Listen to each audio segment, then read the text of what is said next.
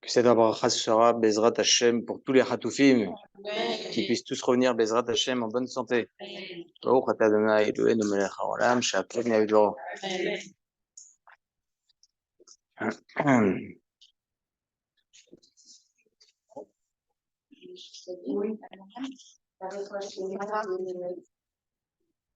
Pour la réfoua Shema de Sarah Batrika.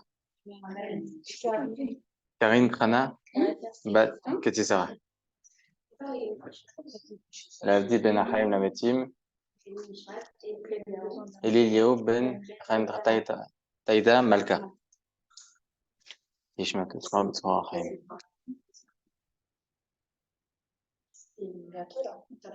Oui.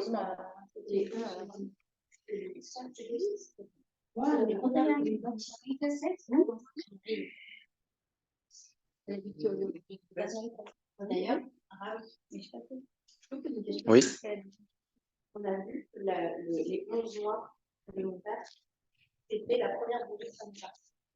Ok. Pas de problème. Alors, on ne doit pas monter au cimetière pendant le Non, le 12. 12e mois. C'est pas les 11 mois? Donc 11 mois, il y a juste quelques brachot et le Kaddish, on l'arrête pendant une semaine, il y en a qui l'arrêtent pendant 3 semaines et c'est tout. Okay. La montée au cimetière, c'est le 2e mois. Okay. Et on peut faire le céréal le café ou alors le pizza. Comme c'est Hanouka. Aucun problème. Aucun problème. Aucun problème. Donc, mesdames, on va continuer notre sujet. Vous savez, ce sujet-là, pendant des années, Baruch Hashem, je parle beaucoup d'Halakha. Mais je trouve que les gens, ils ont un besoin réel. On a tous, nous, un besoin réel d'écouter certaines choses, de Moussari, etc.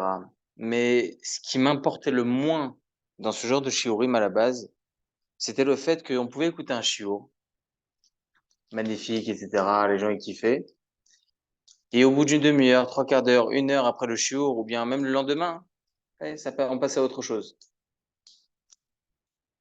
Et j'ai essayé de rechercher des choses Moussari qui, au moins une personne parmi nous, pourra reprendre ce shiur, reprendre ces mots-là, et ressortir avec quelque chose, mais qui va lui durer.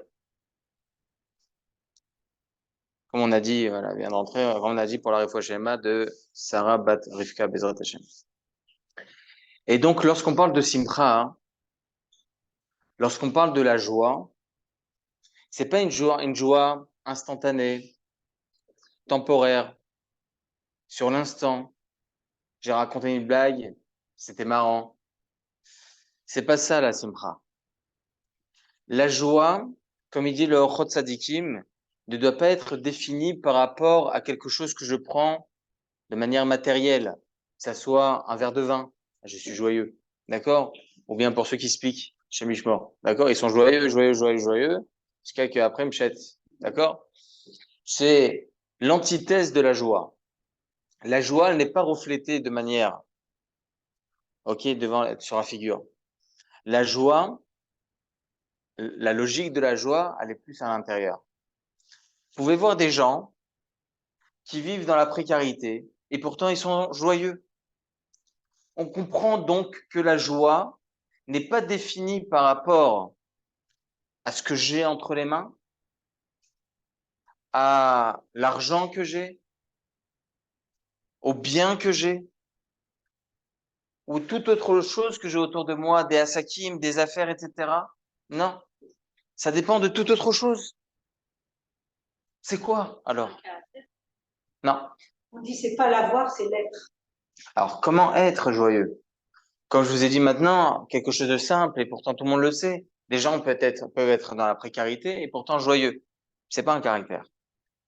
Parce que chacun peut le devenir. C'est une question de la vie, de relativiser, de relativiser. Un choix aussi, hein. Moi, je vais essayer, Bezrat Hashem, de vous donner l'équilibre pour y arriver. Pour que on y arrive. Moi-même. D'accord? La question que je me suis posée tout à l'heure, je me suis dit, Ribono Shel Olam, on était tous dans un matzav difficile psychologiquement après ce qui s'est passé il y a 3 semaines. Et encore, d'accord? Et pourtant, vous allez avoir certaines personnes, très locales, hein, qui sont, depuis ce jour-là, joyeux. Pas des anti-juifs, hein, pas des antisémites, au contraire. Pourquoi? Parce que ces gens-là ont été sauvés. J'ai entendu une histoire hier. Les Nissim commencent à arriver, mesdames. Une jeune fille qui est soldate à l'armée, elle a 22 ans. D'accord? Elle a commencé son service militaire un peu tard. Elle arrive en Israël, elle a voulu se convertir. Donc, pour rentrer en Israël, elle a fait son alia, voie de conversion. Elle est rentrée à l'armée. D'accord? C'était pas une juive. Elle a un père juif, mais une mère non juive. D'accord? Et cette jeune fille-là, elle a dit à son mefaked, elle dit, regarde, moi, Shabbat, je suis obligé, selon le rabbinat, d'être à la synagogue. Parce que c'est les étapes de ma conversion. Je suis obligé chaque Shabbat d'être à la synagogue. Il dit, pas de problème. 2 jours avant, c'était Simchat Torah, 2 jours avant Simchat Torah, il dit, non, tu restes, t'es obligé. Vous êtes que 15 soldats dans le bâtisse là-bas, côté de Gaza. Vous êtes obligé de rester là. T'es obligé de rester là. Il dit, non, j'accepte pas. Elle a été bécoire. Elle a dit, je suis désolé, j'ai envie de me convertir.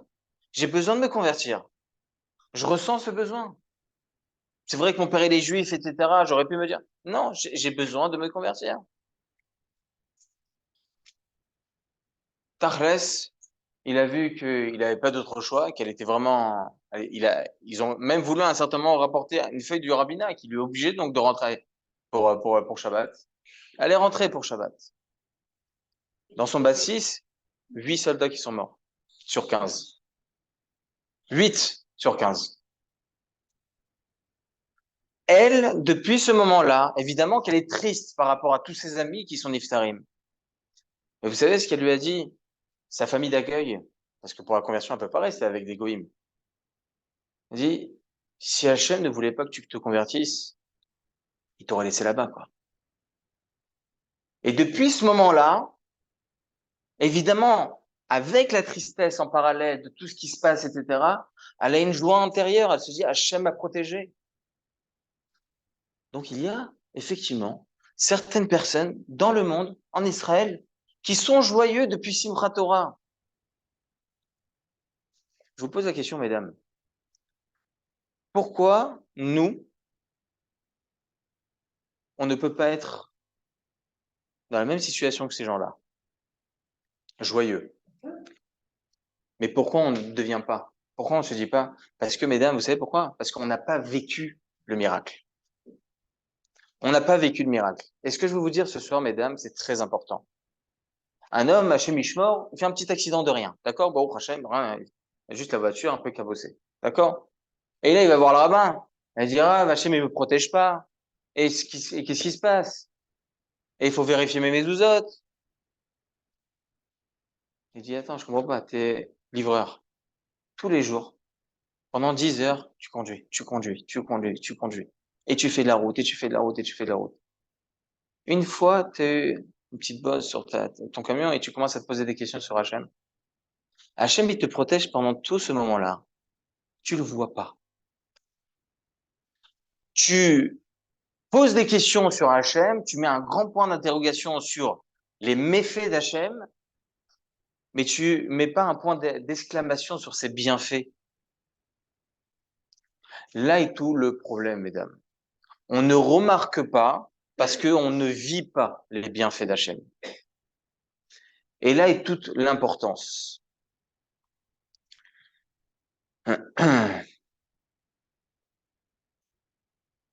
On a dit la semaine dernière Tachat asher lo avat et Hashem besimcha ou betuv levav. Akadosh Baruch Hu, il t'envoie tous les malheurs. Chas v'shalom. C'est-à-dire que lorsqu'une personne ne sert pas Hachem avec le bien, dans la joie, c'est la Torah qui le dit dans la Parashat Kitavo, eh bien, la Hachem Ishmor, le peuple juif, avec tous les malheurs, etc., etc.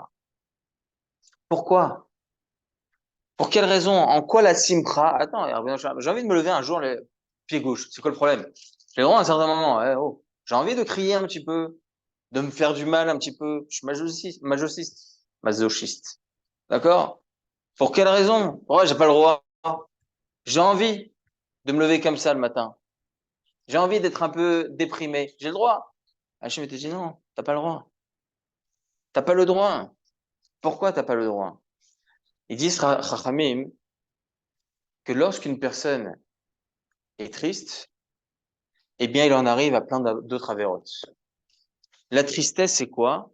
C'est le manque de quelque chose. C'est le manque, par exemple, de contentement. Je me contente pas de ce que j'ai.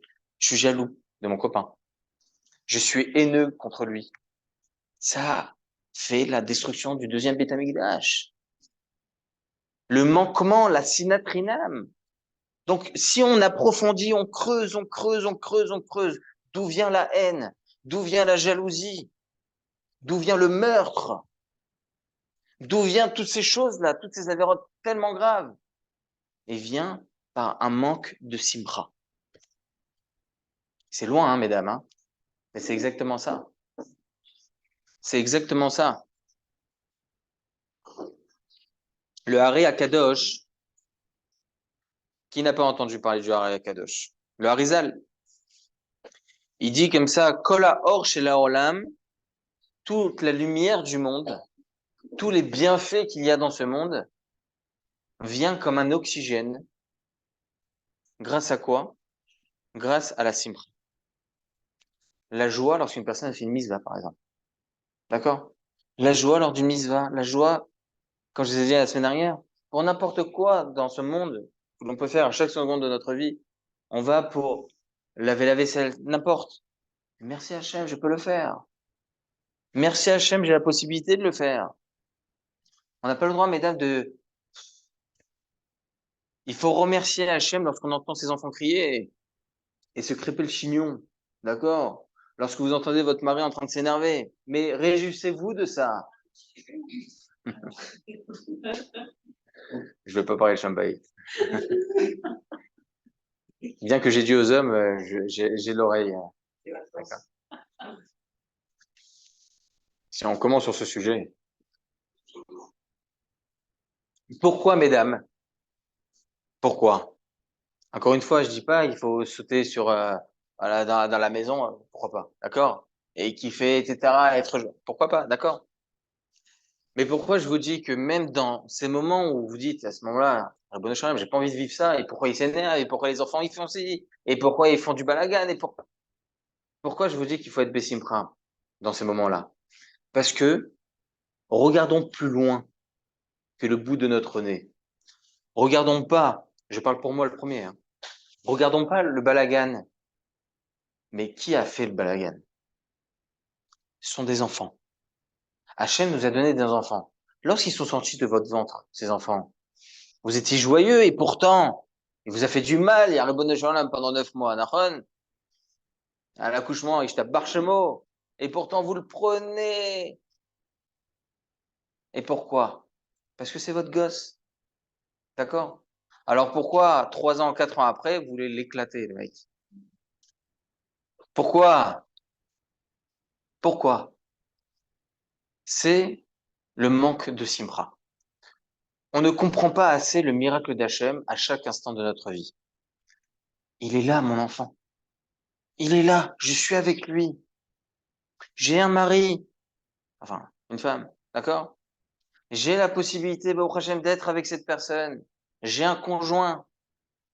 Il y en a qui l'ont pas, ce mérite-là. Et qui le cherchent. Ils vont à Mouka 3 fois par mois.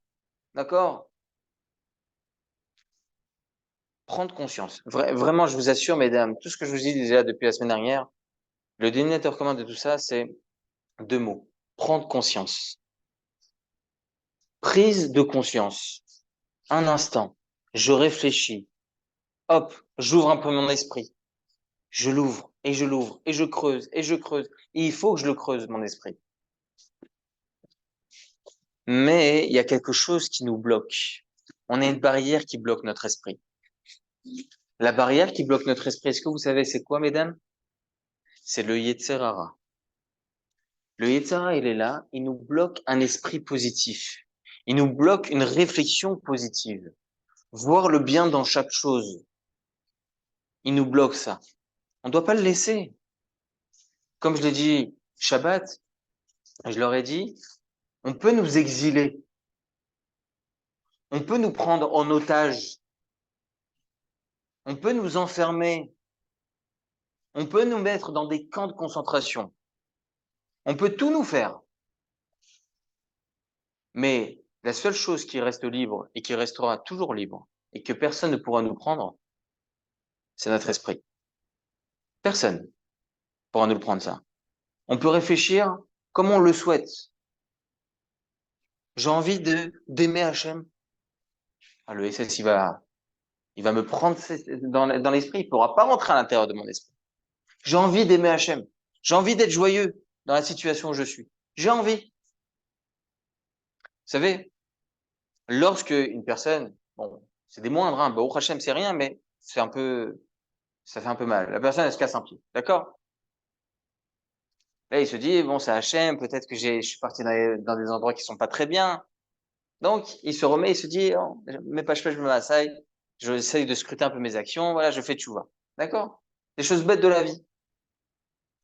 Mais une personne qui a une dépression, par exemple, Chazal il nous enseigne que l'exil psychique dépend de la personne. Ça dépend pas d'Hachem. C'est pas Hachem qui t'a envoyé ça. C'est toi. Parce que c'est toi qui as la possibilité de réfléchir comme tu le souhaites. C'est toi qui as la possibilité de penser positif. C'est toi qui as la possibilité de réfléchir comme tu veux. D'accord?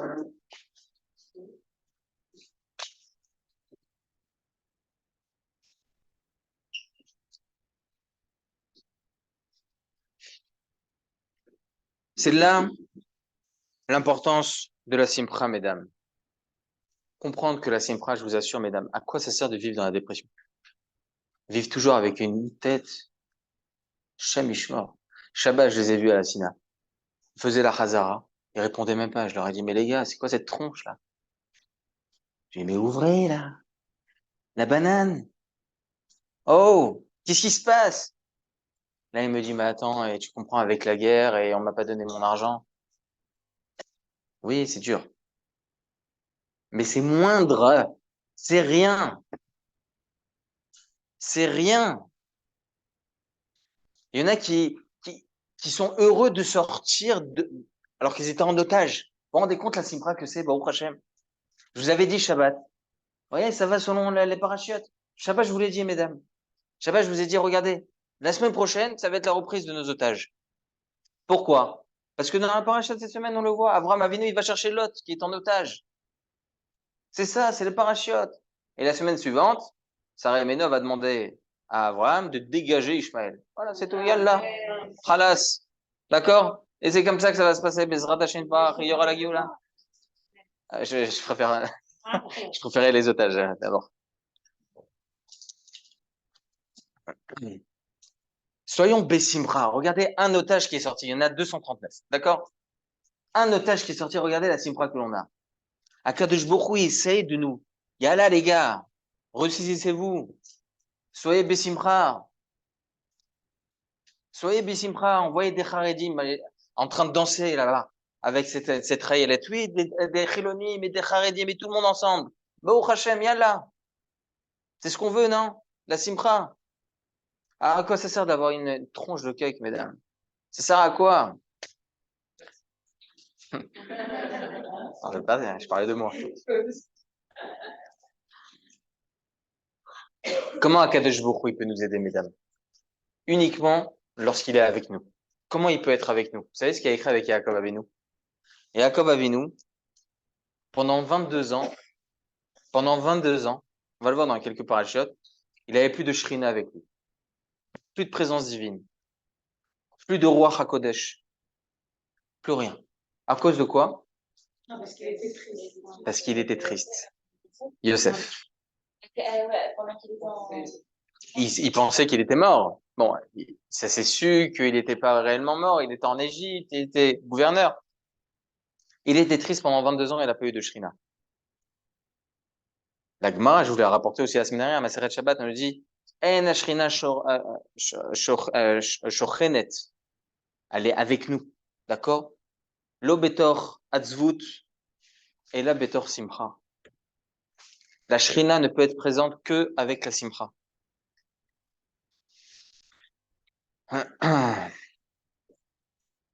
Comment prendre conscience, mesdames, même dans les épreuves, qu'il faut être bessim?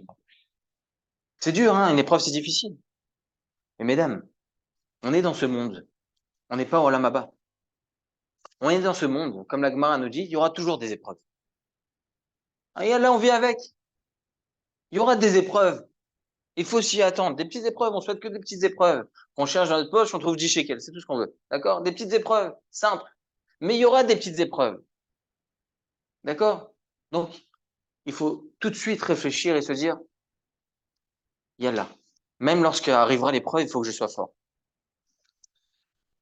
Rabbeinu Tam, dans son livre Sefer HaYashar, il dit, une personne qui a tout compris, c'est une personne qui sait, Sha'olam Mazé Malet Laot, que ce monde est rempli de difficultés, d'embûches.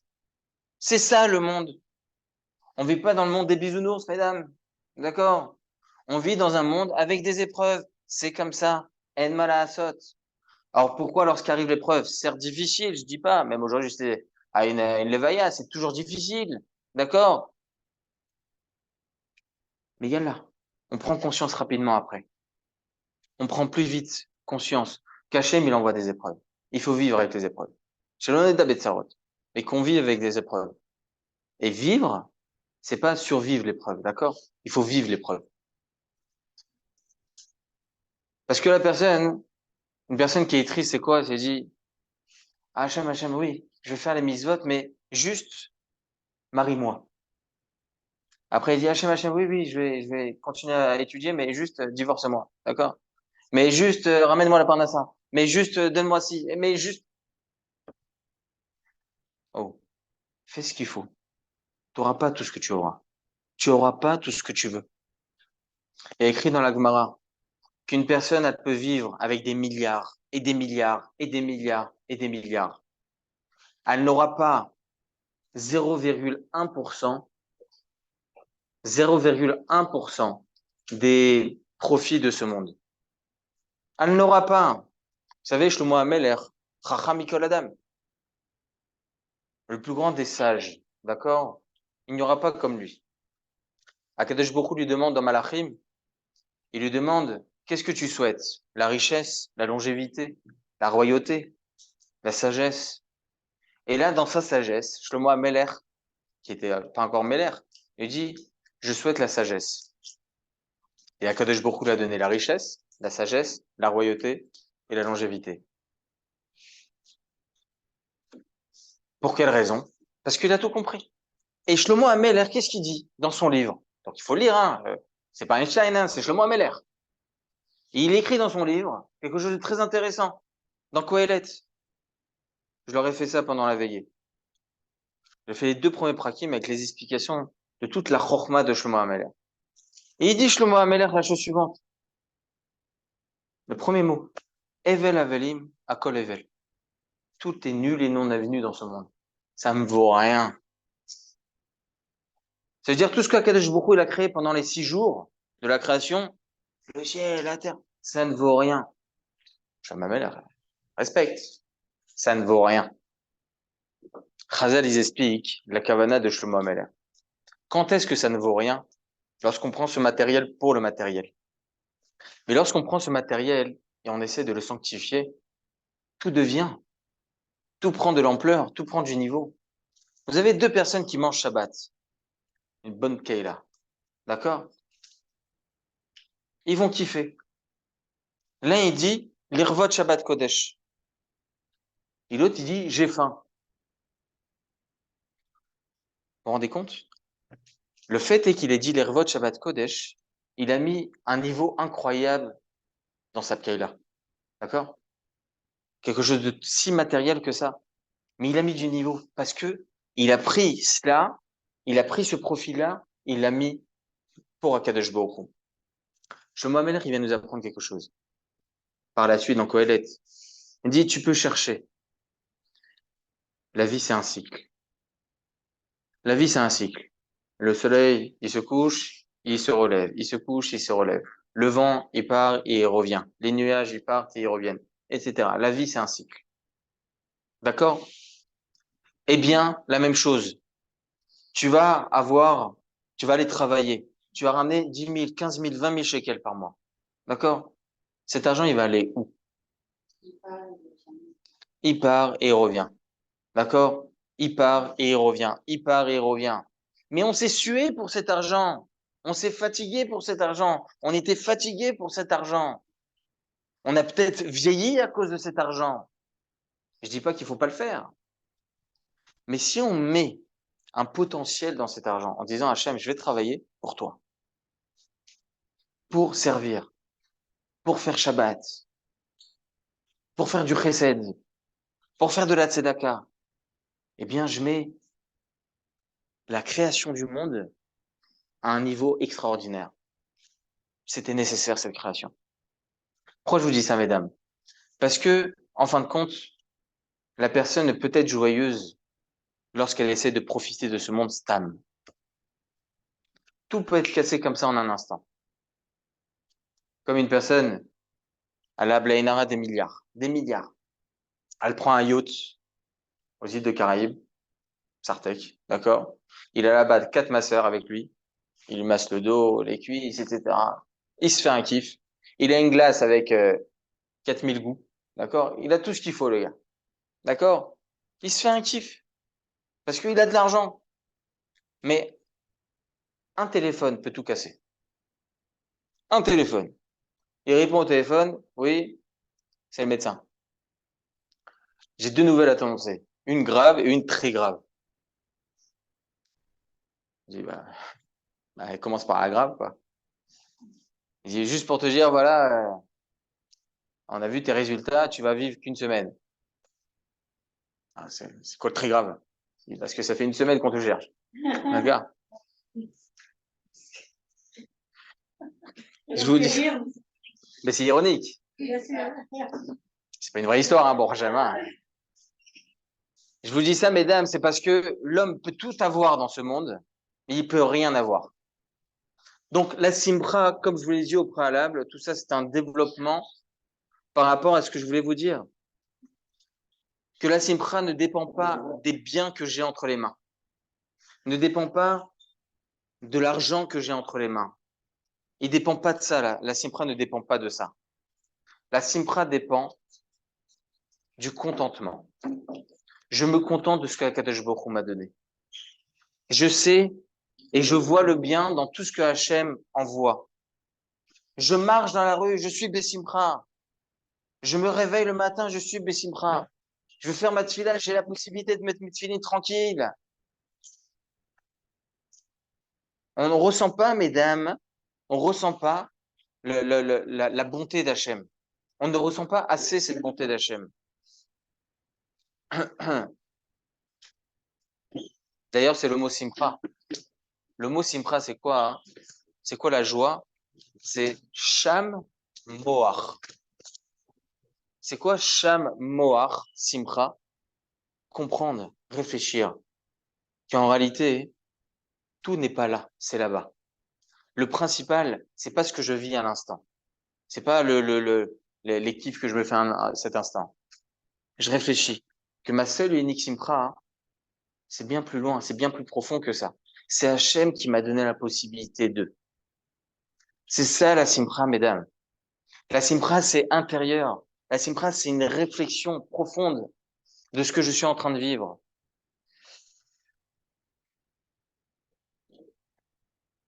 Il faut savoir, mesdames, qu'on peut pas dire je crois en Hachem et être triste. C'est faux. Ça se contredit. Je ne peux pas croire en Hachem et être triste. C'est une contradiction. Si je suis triste, ça veut dire que je ne crois pas en Hachem. Alors vous allez me dire, attends, ça se fait pas de dire ça. La Gemara le dit dans la Maseret. Oui, Surtout en tant que femme.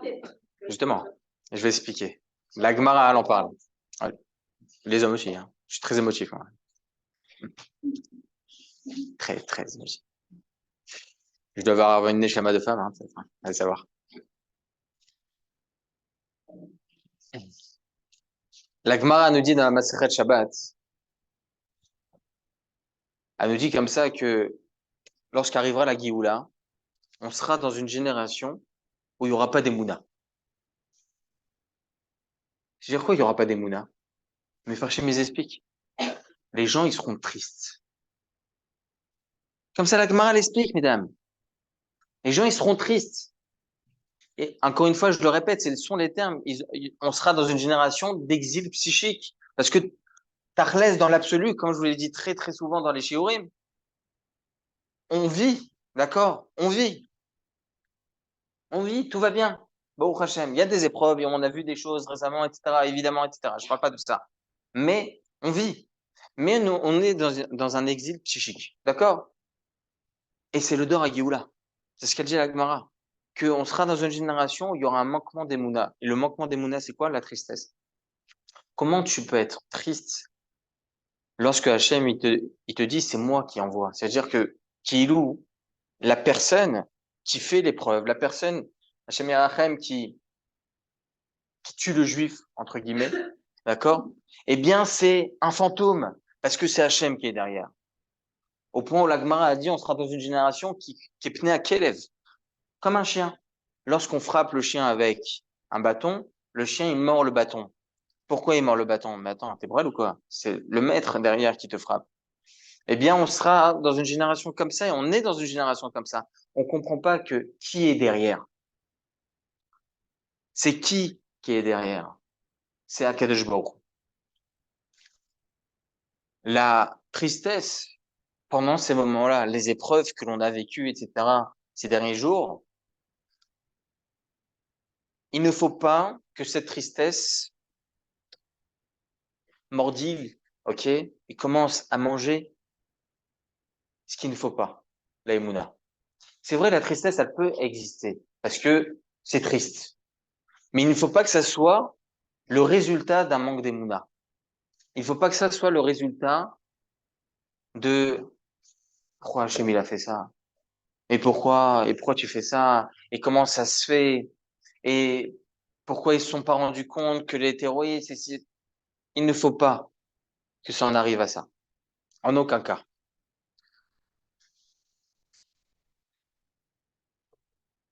Hum. Rav, est-ce que je peux me permettre? Oui. S'il y avait eu ici le frère, ou une sœur, ou un frère, une mère, d'un otage, vous aurez fait le même cours? Est-ce que j'aurais fait les mêmes cours? Sur la Simcha, Alors, déjà, je pense que ça serait lui qui aurait fait le cours. Déjà, premièrement, c'est pas moi. Parce que ce que vivent ces gens-là, c'est c'est insupportable. ça peut pas être des Simcha, là. C'est insupportable ce qu'ils vivent, ces gens-là. D'accord? C'était vivant, mais mort. Hein? C'est des morts vivants. Mais sur quoi ils se tiennent, ces gens-là? Sur quoi? Ouais. Mais il y a que ça. Ils peuvent se tenir sur quoi, mesdames?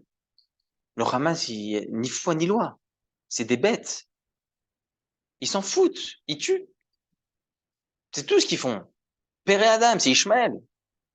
Donc, sur quoi ils se tiennent, ces gens-là? Lorsqu'on voit cette vidéo où cette maman a fait la frachat challah, sur quoi elle se tient à ce moment-là? Elle prend la challah en disant, ça, c'est sa fille, quoi. Ça, c'est sa fille. Il y a que ça qui pourra tenir, quoi, qui est loup. Et donc, eux, ils sont tristes et ils ont la haine, là. Mais ils ne peuvent avoir que la Emouna. Mais avec la tristesse. Et même ceux qui Ah, sont pas je pense que l'espoir de retrouver leurs proches fait qu'ils sont obligés de retirer la tristesse. Vous savez que lorsqu'une personne est dans l'épreuve, elle oublie à un certain moment l'épreuve qu'elle vit. Elle est obligée d'avoir un rempart, se tenir sur quelque chose, sinon elle tombe. même ceux qui sont pas religieux. Bien sûr. Combien vous en entendez? Des gens qui sont chilonnés complètement. C'est pas parce qu'ils font pas des mitzvot. Ah non, mais le juif, ça reste un juif. Vous avez donné l'exemple on est d'accord que vraiment c'est pas fait, parce que la chaîne c'est le net. Oui, Mais alors à ce moment-là, on peut pas le mordre, bien sûr. alors, Pire que ça. On doit le tuer, on doit même pas l'enterrer. d'accord. Mais je sais pas, c'est un peu contradictoire. C'est pas contradictoire, je vous explique pourquoi. Pour le maître c'est HM. Donc c'est pas vraiment le bâton qu'on doit mordre parce qu'on doit se remettre le bâton. Cette question avait été posée au Gdolim au moment où il y avait la Shoah. Hitler, il marche mauvais zéro, c'est le bâton. D'accord? La dernière chose qu'il a fait lorsqu'il était dans son bunker, c'est il est devenu juif pour tuer un autre juif après, pour se tuer. D'accord? C'était ça son esprit. Pourquoi je vous dis ça? C'est que ces gens-là, comme ils disent Rachamim que ces gens-là, Kadesh Bokhu les a envoyés. Il y a des shlichim Brahim et des shlichim Tovim. On espère tous être des bons chaliards. D'accord? On espère tous essayer de faire du bien autour de nous. On espère aider et être toujours les personnes qui vont être le rempart d'un ami, l'épaule, la main d'un ami. D'accord? On a envie d'être des bons shlichim. Il y a des gens, Marshman Vezicham, comme le Hamas, etc. C'est des shlichim d'Akadosh Bokhu, mais atterrés complètement. Et ces gens-là, Kadosh Baruch Hu nous a dit, tu dois le tuer. Tu dois le tuer parce que c'est vrai, c'est moi qui l'ai envoyé, mais tu dois le tuer parce que sonner, c'est un haineux, Amalek. Timched Zecha Amalek. Ah, mais c'est Hachem. Non, mais tu dois l'annuler. Tu dois le supprimer. C'est un chaliard d'Hachem. Mais s'il n'avait pas des animaux sauvages dans ce monde Hachem pour réveiller le peuple juif, comment on se serait réveillé? On n'a pas de prophète aujourd'hui. D'accord? On se réveille avec des animaux sauvages. Entre autres, eux. D'accord? Il faut tuer l'animal sauvage. D'accord? En tout cas, hein, ce qui est important, mesdames, de comprendre avec tout ça, la chose importante de comprendre, c'est que des fois, Kadosh Baruch Hu nous envoie une épreuve comme celle-ci. D'accord? Et la personne n'est pas bien, pas bien, pas bien, pas bien, pas bien. D'accord? Et à un certain moment, elle se dit, mais comment je vais sortir de là? Et Kadosh Baruch Hu lui envoie ou bien une simra, ou bien une autre épreuve, pour oublier l'autre épreuve. Et elle se dit à ce moment-là, hein, il y a Ribono Shel Olam. Comment j'ai oublié l'autre épreuve? Par une nouvelle épreuve. Mais pourquoi je demande à Kadosh Baruch Hu de me faire oublier l'autre épreuve? J'ai pas envie d'avoir une autre épreuve. J'ai envie d'être Bessimcha. Je me réjouis à Hachem. Pas je me réjouis et je suis Bessimcha et je vais danser autour des morts. Chas v'shalom, c'est pas ça. Je me réjouis à Hachem parce que je sais que c'est toi qui es derrière et que tu vas nous délivrer. Je me réjouis pour le passé et pour le présent que maintenant, Baruch Hachem, tout va bien pour nous. Et que Bezrat Hachem, tout ira bien. Je me réjouis pour ça. Akadosh Baruch Hu, il aura compris à ce moment-là. Il a compris mon message. Il a compris mon message. Je ne veux pas faire, Chas v'shalom, une deuxième épreuve à ce peuple-là. Je ne veux pas lui envoyer une deuxième épreuve. Regardez, il nous a sorti un otage. C'est pas comme les quatre autres qui ont été sortis, on était Bessimra, etc. Là, au Hachem, c'est Akadosh Baruch Hu qui nous a sortis. C'est Akadosh Baruch Hu qui nous l'a enlevé de là-bas. Les autres aussi, mais là, on a vu Behemet, la main d'Hachem. On a vu Behemet, Akadosh Baruch Hu, comment il est bon avec nous. En un instant, on avait tous les larmes aux yeux de Simcha. Kilo Akadosh Baruch Hu nous a effacé les larmes de tristesse pour nous les changer en larmes de Simcha. Vous vous rendez compte? Et c'est ce qui est écrit dans la Gemara. Que les larmes de tristesse vont être effacées par des larmes de Simcha. Chez Akadosh Baruch Hu, il y a un fort, les Sasson ou le Simcha, les Bet Yehuda. C'est écrit. Et on le souhaite, ça, mesdames. Donc, il faut comprendre depuis maintenant, au lieu d'être triste, on est croyant en Hachem. Et on sait qu'Hachem va faire en sorte que tous ces otages vont sortir sains et saufs. On est sûr et certain que Bezrat Hachem, on va tous venir et danser avec eux. On est sûr et certain que Bezrat Hachem, tous nos soldats, ils vont revenir sains et saufs. Bezrat Hachem. Il faut comprendre ça. Ce amen que vous venez de dire, il faut le vivre. Il faut le vivre. Il faut que ça tremble à l'intérieur de nous. Il faut comprendre ça, mesdames, que on est obligé. On n'a plus le choix. On est obligé d'être Bessimcha pour que Bezrat Hashem tout aille pour le mieux.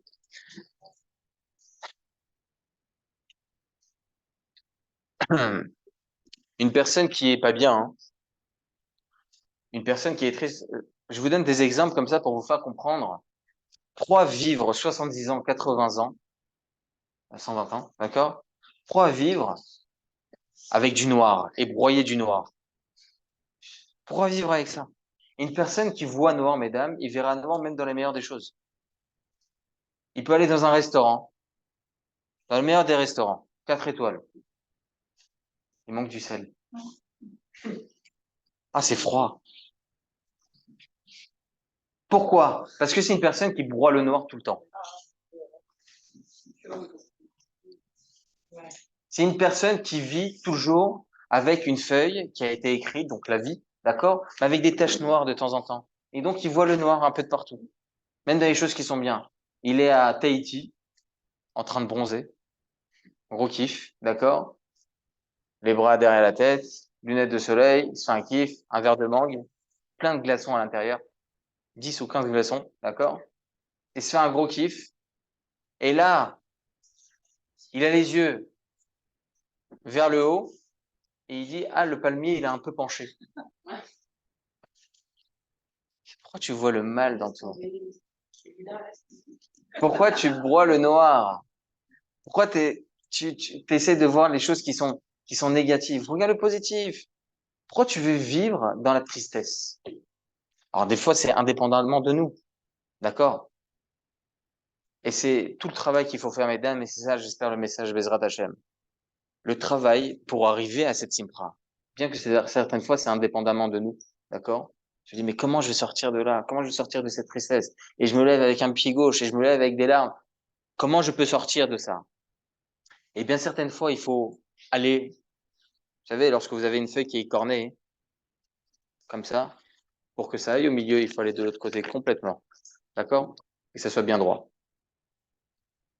Comment il faut faire? Il faut sautiller à la maison et être Bessimra. En malasat. Ou sauter complètement. D'accord? Sur un trampoline. D'accord? Sur votre lit. Hop. Sautez. Faites les draps et en même temps vous sautez sur votre lit. D'accord? Le méchané. Faut pas le casser, hein, le lit. Pourquoi je vous dis ça, mesdames? Parce qu'il faut aller dans l'extrême. Oui, c'est pas grave. Ah, on va me prendre pour une folle. Bah, je m'en fous. Moi, j'ai envie de vivre bien dans la vie. J'ai envie de vivre bien. J'ai pas envie de vivre toujours en ayant des taches noires devant mes yeux. Voir cette encre-là qui s'efface pas. Il faut tourner la page. Il faut vivre avec Hachem à chaque instant de notre vie. Mettez de la musique à fond. La musique cachère. D'accord? Et vivre avec Hachem à chaque instant de notre vie, mesdames. Et c'est ce qu'il faut faire. Voilà comment vivre Bessimra. Comment vivre Bessimra? Essayez dans votre journée. À un certain moment, hein, ça peut arriver à tout le monde. On se prend le petit doigt de pied sur la table. D'accord? Sur le pied de la table. Et à ce moment-là, vous avez des larmes. Ça esquinte. Je vous assure, mesdames, et ça, je l'ai fait. Parce que je me suis tapé le pied moi aussi. Si à ce moment-là, vous souriez, vous avez plus mal en 15 secondes. N'essayez pas, hein, n'essayez pas.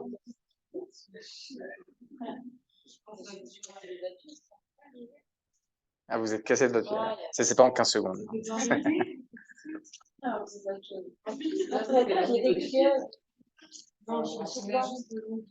Ah, mais il faut vérifier les mésuzot. Hein,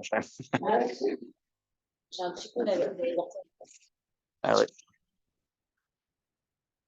Voilà, mesdames.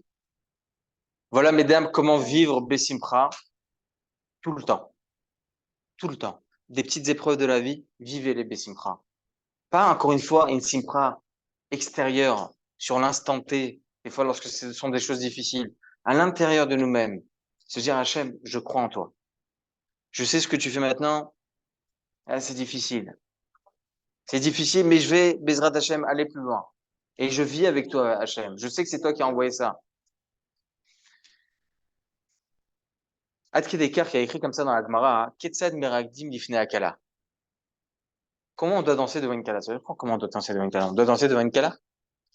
Oui, c'est une misva. Beth Hillel lui répond, kala na'a vechasuda. C'est-à-dire quoi? C'est-à-dire qu'à l'époque, et effectivement même au jour d'aujourd'hui, on doit aller voir le khatan. Pendant le mariage, on lui dit, ta femme, qu'est-ce qu'elle est jolie. Qu'est-ce qu'elle est, Baruch Hashem na'a. Elle a du chen, Baruch Hashem.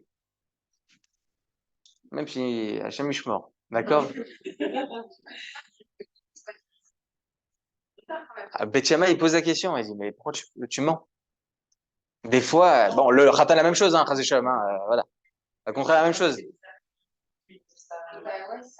Non, na'a vechasuda, c'est quoi? C'est-à-dire qu'est-ce qu'elle est? Elle est gracieuse, elle est digne, voilà. D'accord? Ah, j'espère que ça va. J'espère qu'il n'a pas besoin de ça au mariage. D'accord? Mais on lui dit pour lui donner un peu plus de simcha, et lui donner un peu plus de. Voilà. Et sa mère khatan dekala, c'est ça. À la base, c'est ça. D'accord? Beth Shammai, il pose la question. Il dit, mais comment tu peux mentir des fois? Tu mens. Comment on peut mentir? Beth Shammai, il pose la question, comment on peut mentir? Le khatan, la même chose, hein. Des fois, le gars, il a pris un coup de pelle, hein. D'accord? Comment on peut mentir?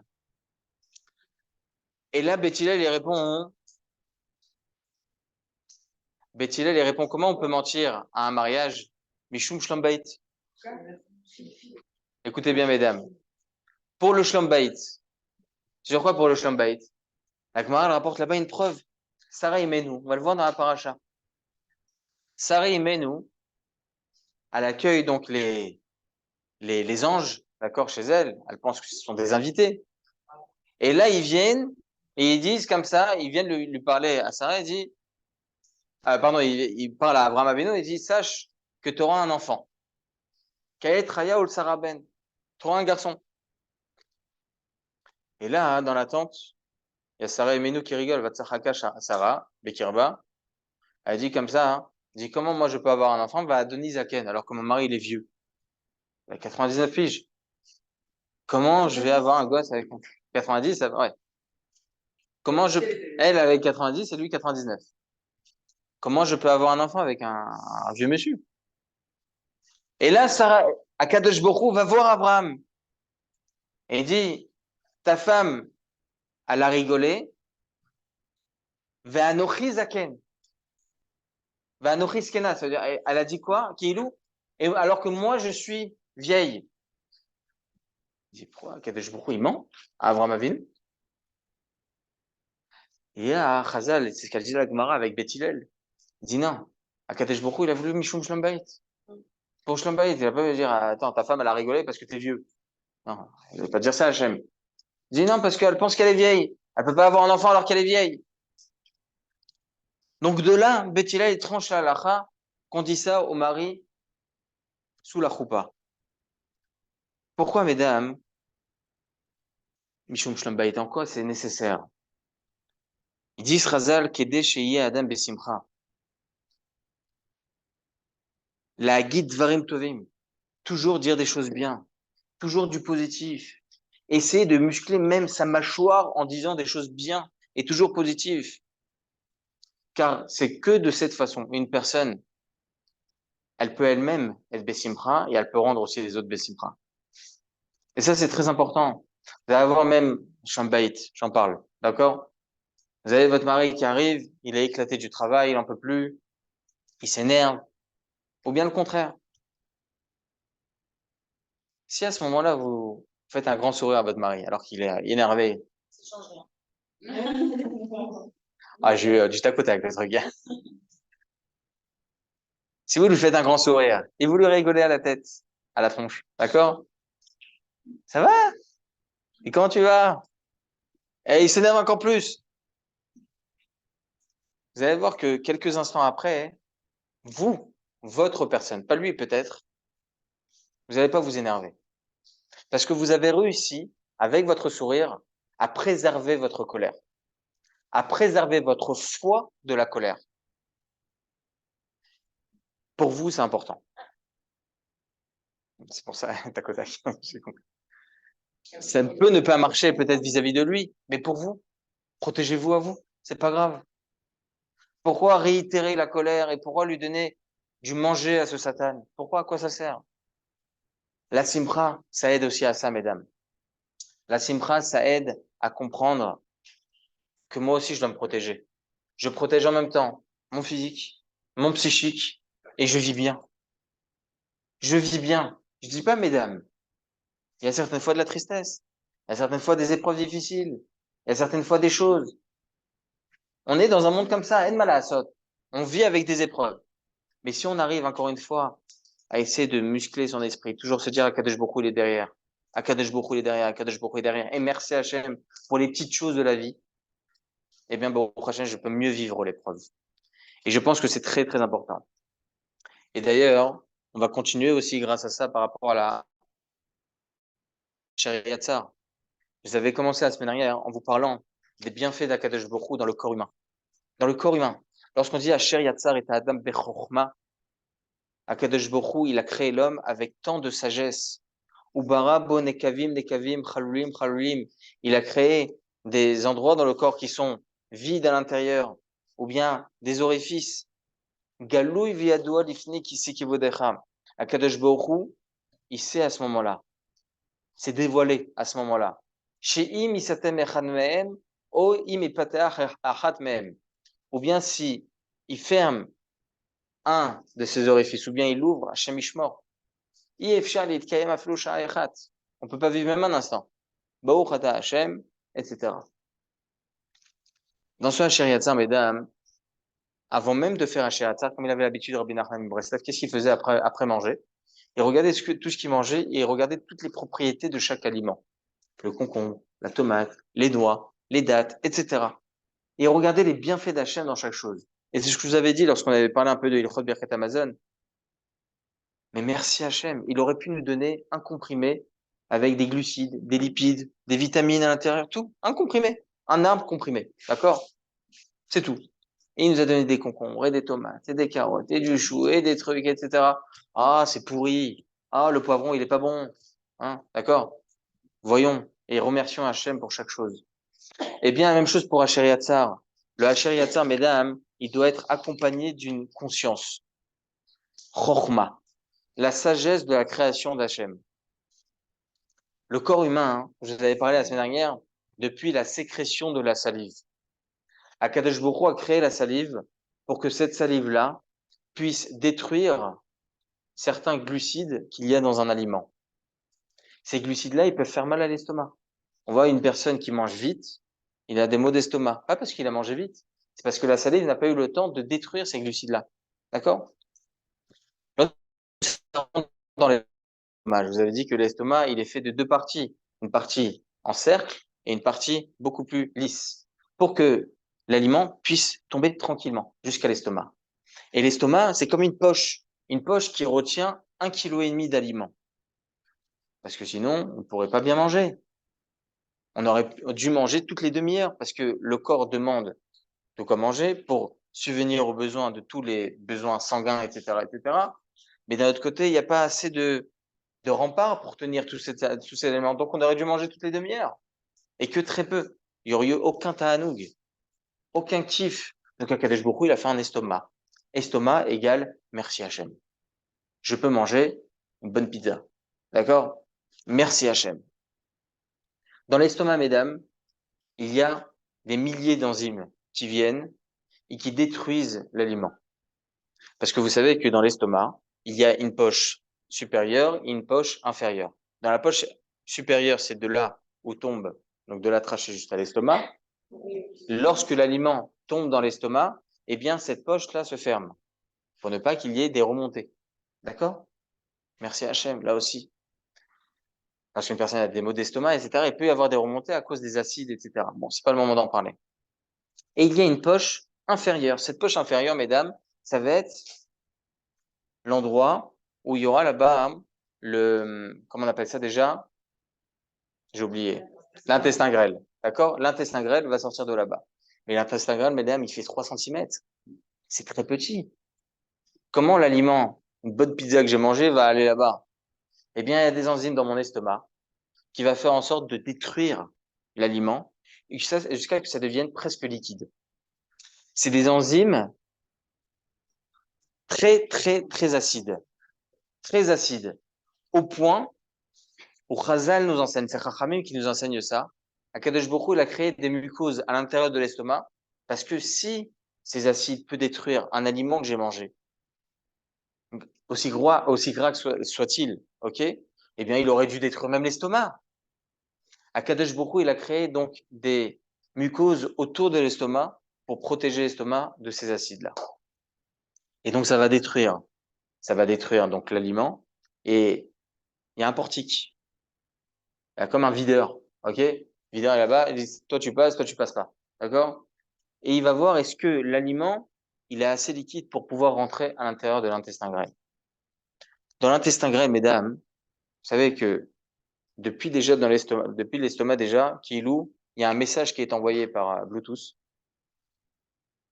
au cerveau pour dire, c'est bon, on peut faire rentrer tel aliment à l'intérieur de l'intestin grêle. Ah mais faguette, les chayalim, il y a tout ce qu'il faut à l'intérieur. L'aliment peut rentrer dans l'intestin grêle. À partir du moment où il rentre dans l'intestin grêle, il y a là-bas des enzymes du cœur, du foie, de la rate qui sont là-bas. Pourquoi faire? Pour être présent et voir quelles sont les propriétés qui pourront venir pour pouvoir alimenter mon cœur, ma rate et mon foie. Il faut les alimenter, tout cela. Donc, il va prendre les glucides, les lipides, etc. Tout ce qu'il a besoin pour que ça aille là-bas et ça aille là-bas. À l'intérieur de l'intestin grêle, mesdames, il y a des mucoses qui sont repliées l'une sur l'autre. Chachamim nous enseigne que si on prenait ces mucoses-là et on les étalait sur un endroit plat, ça ferait le tour d'un terrain de tennis, tellement que c'est immense. Près de 500 mètres carrés, mesdames. 500 mètres carrés de mucose. C'est inimaginable. Si on prend birla toutes les veines de notre corps, ça peut faire 2,5 fois le tour du monde. 2,5 fois le tour du monde. De ça? Ah, voilà, bon, prochain. Mais écoutez bien, lorsqu'on a conscience de ça, on se rend compte que lorsqu'on mange,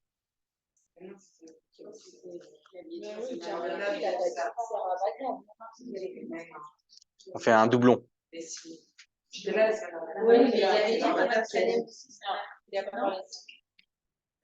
En tout cas, ce qui est important, mesdames, de comprendre,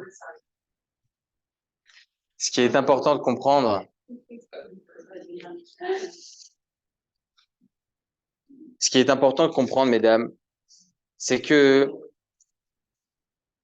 lorsqu'on prend conscience des bienfaits d'Hachem à l'intérieur de notre corps, notre Hacher Yatsar, vous vous rendez compte, le travail qui se passe jusqu'à que la personne couche la cavotte va aux toilettes, vous savez le travail que c'est à l'intérieur de notre corps? 15 heures de travail. 15 heures de travail. Chachamim nous enseigne que la digestion, ça dure entre 5 et 6 heures. Pour la bracha chaona, etc. Pourquoi 5 et 6 heures? Parce que ça reste dans l'estomac 5 heures. Et après 5 heures, ça rentre dans l'intestin grêle. Mais depuis l'intestin grêle, il y a 10 heures de travail qui est fait à savoir quelles sont les propriétés qui vont dans mon cœur, dans mon foie, dans ma rate, dans mes poumons, etc. Tous ces organes qu'il faut alimenter. Regardons, mesdames, les bienfaits d'Hachem. Lorsqu'on remarque ça, lorsque l'on voit ça, on se dit, j'ai pas besoin de regarder à l'extérieur pour remercier Hachem. Asher yatzar et adam bechorma. Ubara bonekavim lekavim. Chalulim. Je vous parle de ça, mesdames, déjà pour être Bessimcha.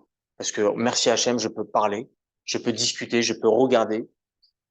J'en avais parlé la dernière fois, mesdames. Je vous avais dit que l'œil, c'est incroyable. L'œil, vous savez, il y a la cornée. On peut la transplanter à une autre personne. Lorsqu'une personne à 120 ans, elle meurt, on peut lui prendre la cornée même une demi-heure après sa mort, parce que c'est un corps viable. Et on peut la donner à une autre personne aveugle depuis la naissance, et bon, Hachem y voit. Alors, on a le droit. Pour nous, c'est permis. Et c'est même une misva. Non, pas tous. Alors, il y a des varim où ils sont plus viables après la mort. Comme le cœur, par exemple, c'est plus viable. Ça n'existe pas pour nous, les juifs, une transplantation de cœur d'un juif à un autre juif, c'est assourd. Parce que le cœur parce que la mort cérébrale n'est pas considérée comme une mort pour nous les juifs. D'accord? Donc, prendre le cœur d'une personne, c'est assaut. Ça, on le tue. D'accord? Ah, mais s'il est mort.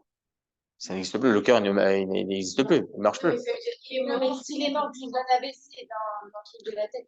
Bah, ça s'appelle une mort cérébrale, il n'est pas mort. Non, Non. mais s'il meurt, tu dois vider le cerveau de Non, c'est une misva. Alors, Joseph, il dit que d'un rein, par exemple, un goy, c'est que d'un goy. On prend que des goyim. Bien sûr. Les Arabes, marchent mal. On leur prend. C'est pas rassuré, mais non, Mais oui, il y a plein de juifs qui donnent des Bah, paroles. putain, c'est assourd en Israël, c'est assourd de faire ça. C'est de la loi en Israël, on n'a pas le droit de le faire. Que le cœur, alors. On n'a pas le droit en Israël. C'est la loi. le cœur, mais les poumons, le pancréas, les reins. Non, il y a des choses qui restent viables. Je pourrais pas tout vous dire maintenant. Par exemple, la cornée, oui, ça reste viable. D'accord? Les reins, par exemple, les reins, même une personne qui est vivante, elle peut donner son rein. Et c'est une misva. Il dit, alors, Joseph, c'est une misva de donner son rein. Non? Pourquoi? On part plus léger. Hein? Faire le don des organes. Oui? Ça dépend lequel. Mais le rein, par exemple, c'est une misva. Alors, Joseph, il dit que c'est une misva. La cornée, après qu'une personne meurt, la cornée reste encore viable pendant une demi-heure. D'accord? On peut. Pour une heure. Non, c'est une misva.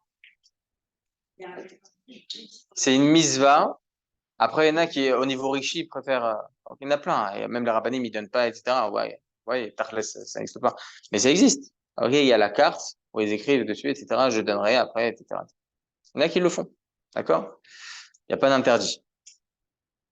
Il y a certaines choses qui sont interdites par la rabbanout, d'accord? Il y a d'autres choses qui ne sont pas interdites. En tout cas, ce qui est important, hein, si c'est pour sauver une personne, c'est permis. Si c'est pas pour sauver une personne, ça sauve.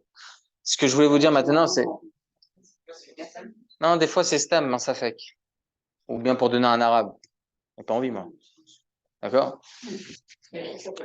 Hein? Ouais, sauf arabe. Ah, on peut exiger. Sauf arabe. On peut pas exiger. C'est horrible de prendre un. Bah, pourquoi? Ah, j'avoue, je connais pas. Ah, si la personne a la vie grâce à ça, pourquoi pas? Ça ne sera pas son cœur hein, qu'on va avoir. Hein. Au niveau émotif, hein, ça sera son cœur, son organe. Mal à ça, qu'est-ce que vous voulez faire? Ce qu'on prend aujourd'hui, c'est qu'il y a le cœur d'un goy. Toi, je voulais pas parler de ça, Berkhal.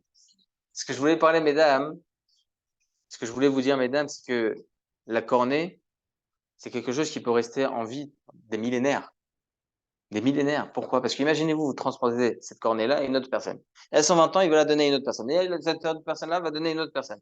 Ça va rester des millénaires. Des centaines d'années. Regardez le corps humain, comment il est fait. Comment Kadesh Baruch Hu, il est bon avec nous. Donc, mesdames, ce qu'il faut comprendre, et ça, je pense que c'est vrai que c'est le deuxième cours et j'essaye à chaque fois de donner un message important, c'est de vivre avec Hachem dans chaque chose. Même lorsqu'une personne, Chutz Kavod, qui est la chose la plus tamée, on va dire, si une personne elle va aux toilettes, elle doit dire merci à Hachem.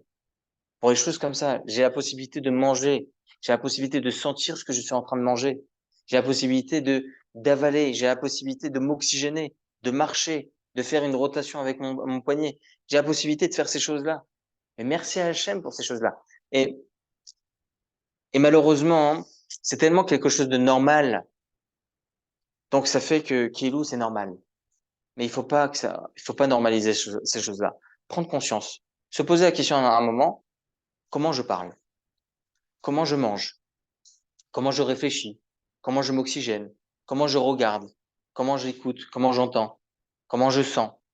Si à un certain moment j'arrive à avoir cette objectivité-là et de me poser les bonnes questions, hein, je remercierai Hachem dans chaque chose. Et j'arrêterai de broyer du noir, ok, pour des choses qui sont banales de notre vie. Et on pourra vivre grâce à cela aussi Bessimcha, hein, même dans l'épreuve. Des questions, mesdames? Soyons Bessimcha, parce que Bezrat Hachem, ils vont tous revenir. D'accord? Restons Bezrat Hachem positifs. Akadosh Baruch Hu, il veut ça, il veut qu'on reste positif et qu'on entende que des très très bonnes nouvelles. Bezrat Hachem. Mais comment il a prié pour les gens des hommes? Oui. en rapport avec Noah, finalement, Abraham, il savait que c'était des Mishalim. Oui. Mais il n'a pas prié pour qu'il fasse tchouva, il a juste prié Pour les sauver. pour les sauver. Oui. Lorsqu'on prie pour quelqu'un, on ne voit pas ses actions. D'accord? Il faut le sauver. Par exemple, par rapport à un otage, au temps de la Gemara, on donnait des milliards. Des milliards. Il y avait un Tana dans la Gemara qui avait dit à toute la ville, voilà, vendez vos maisons. On est obligé de racheter cet otage. Dans la Torah, pas dans la Torah, religieux pas religieux, qui pratique pas, le méchané. D'accord? C'est une personne qu'il faut sauver maintenant. C'est quoi, Nefesh? C'est bien. Et il a voulu sauver Lot. Hein? Il a voulu sauver Lot.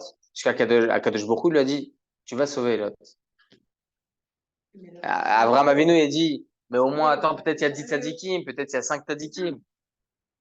Tachles, même pour un, on va sauver. Même pour un. Ça suffit. Le méchané, voilà, il faut les sauver. Il faut le faire. Et c'est un grand message pour les générations d'après. Il faut sauver, il faut faire ce qu'il faut. Et dans le Shulchan Aruch, il y a écrit, lorsqu'une personne elle est en Pikor Nefesh pendant Shabbat, même s'il y a 10 ambulances qui arrivent pendant Shabbat, c'est Mitzvah. Il y a une personne, ils vont pas être les 10 sur dessus. Le méchané. Peut-être que toi, tu vas apporter la pierre à l'édifice qui va pouvoir le sauver. Il faut sauver la personne. Il faut le sauver. Pikor Nefesh, il faut le sauver. D'autres questions, mesdames? Est-ce qu'il peut